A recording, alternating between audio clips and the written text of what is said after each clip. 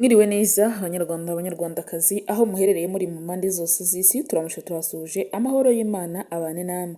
Irebere ubwiza n'ikimero bya Natasha uzwi ku izina rya Nana ubitse mu mutima wa Kimenyi Yves kuri ubu ngubu. Nyuma y'igihe kigera ku mwaka bihwihwisa ko Kimenyi Yves yatandukanye n'umugore we Muyango Claudine yaba ari mu munyenga w'urukundo n'umukunzi we mushya. Kera kabaye Kimenyi Yves yaje kubyemeza ku mugaragaro avuga ko uyu Natasha atari ubwa mbere bamenyanye kera cyane kuko hashize igihe kirekire bamenyanye.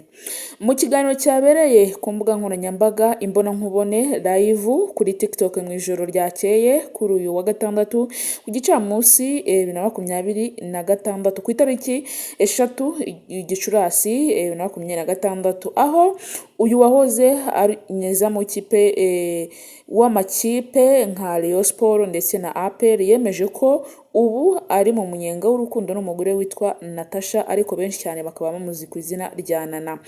Mu kiganiro Kimenyi Yves yabajijwe niba Natasha ari umukunzi we maze ahita abyemeza adaciye ku ruhande ati uwo ni uwa nyawe. Aba bombi kuri ubu iyo usuye imbuga nkoranyambaga zabo usanga bakurikiranwa icyo twita followers. Natasha wigaruriye Kimenyi Yves ntabwo ari umuntu udasanzwe abarizwa ku mbuga nkoranyambaga cyangwa mu ruhando rw'imyidagaduro cyangwa mu ruganda rw'abahanzi mu Rwanda, ariko cyane cyane akunda gukoresha TikTok. Abantu benshi cyane niho bamuzi. Natasha yamenyekanye, hari abantu benshi bari bamuzi, ariko cyane cyane yamenyekanye kuri uyu wa gatandatu tariki 6 Gicurasi niho Natasha yamenyekanye cyane mu bakunzi b'abanyarwanda bitewe n'uburyo ngo afite impanga za Kimenyi Yves ndetse ari gukora live akabwira abanyarwanda ati gihe Kimenyi Yves twamenye atarajya no mu ikipe ya APR Football Club. Biracyakomeza rero. Ikindi kizwi nuko uyu Natasha atuye muri Australia ndetse nawe akaba yashimangiye ko ari mu rukundo na Kimenyi Yves, asobanura nk'umugabo mwiza ukunditse kandi buri mugore wese yamwifuza.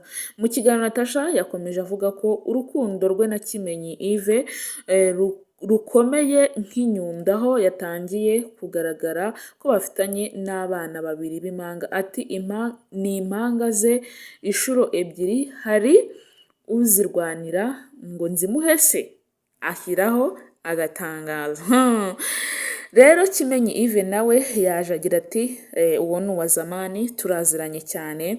Ni ibintu benshi cyane bibajije ntise kubera iki Muyango Claudine ashobora kuba yamuriye gapapu, byaba byigenze gute kugira ngo Natasha arye gapapu Muyango Claudine. Ariko Muyango Claudine we ntabwo yaje ngo abishyireho umucyo, ahubwo nyine yabihoreye bamwe baravuga.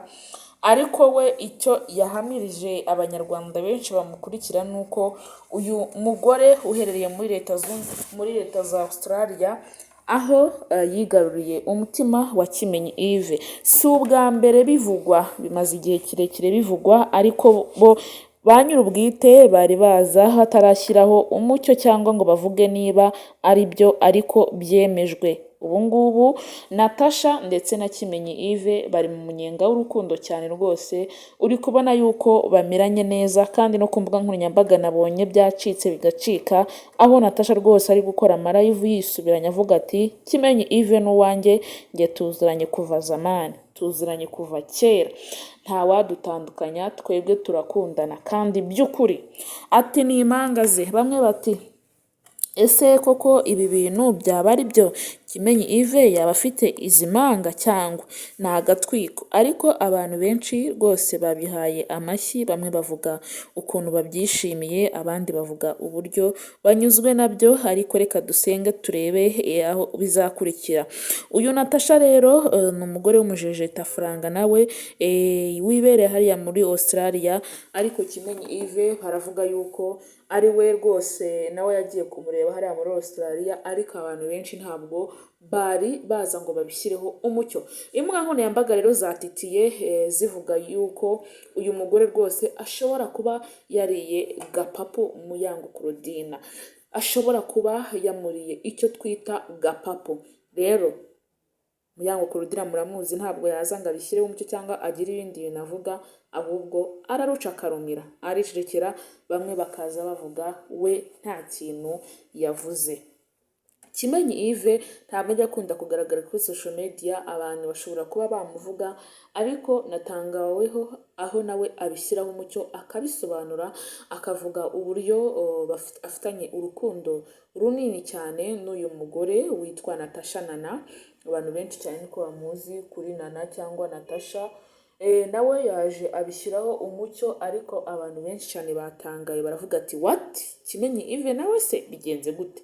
Koko se ashobora kuba yaratandukanye na Muyango, cyangwa ni bya bintu by'abantu bo kuri social media? Ariko ubwo yaje akivugira ati njyewe uyu muzi kuva zamani. Natasha nawe ashyiraho umucyo avuga yuko Kimenyi Yves baziranye atarajya no mu ikipe ya APR Football Club. Reka tubitega amaso, tubifurize kugira ngo urukundo rwabo rugere aho rugera.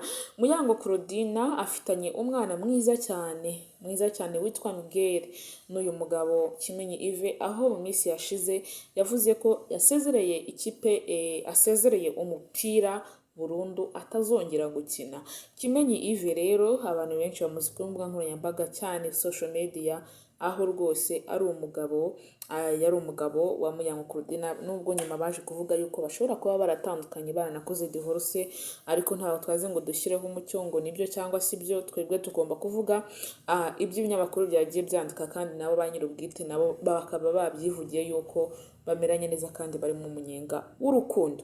Kimenyi Yves congratulation, ndetse na Nana congratulation.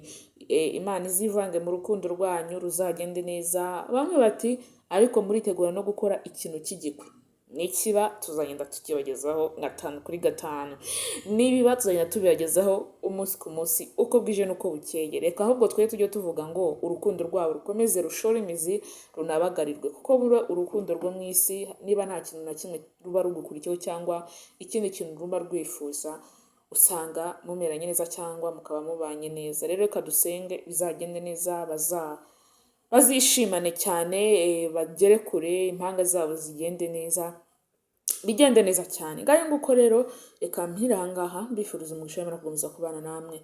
Wowe utameze neza ihanganira ubuzima, kuko mu isi turababara, tugira ibibazo bigiye bitandukanye, ariko siko byose bibaho kugira ngo tugire agahinda cyangwa umubabaro mu mutima.